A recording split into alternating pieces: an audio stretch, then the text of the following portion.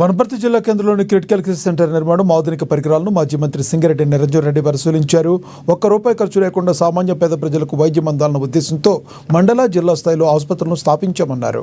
Critical care సెంటర్ను 17 కోట్లతో అధునాతన పరికరాలతో మంజూరు చేశామన్నారు నిరంజన్ రెడ్డి. అత్యవసర పరిస్థితుల్లో ప్రాణాలు నిలబెట్టాలనే లక్ష్యంతోనే తాము ముందుకు వెళుతున్నామన్నారు. కొరవడిన వసతుల కల్పన కోసం ఆరోగ్య శాఖ మంత్రికి లేఖ రాస్తానన్నారు నిరంజన్ రెడ్డి.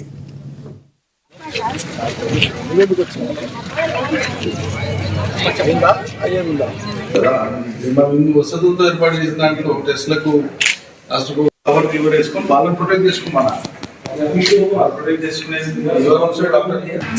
శరీరం మొత్తం 100 అయితే సార్ ఇక్కడ 30 తీసుకున్నాడు వీఆర్ గ్రేట్ సార్ 30 మంచిగానే వస్తుంది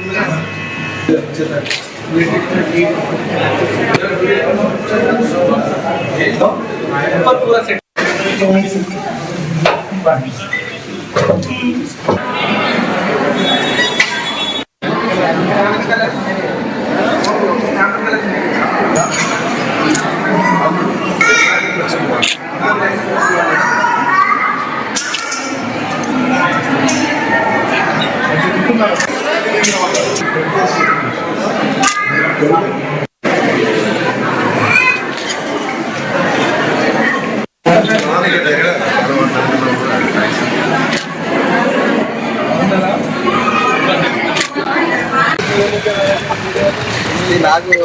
వర్షం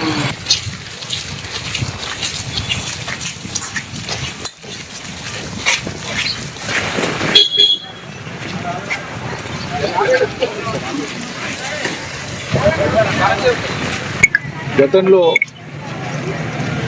కొన్ని దశాబ్దాలుగా కూడా వనపర్తి ప్రజలకు ఆసుపత్రులలో అంబులెన్స్ సేవలు లేవు.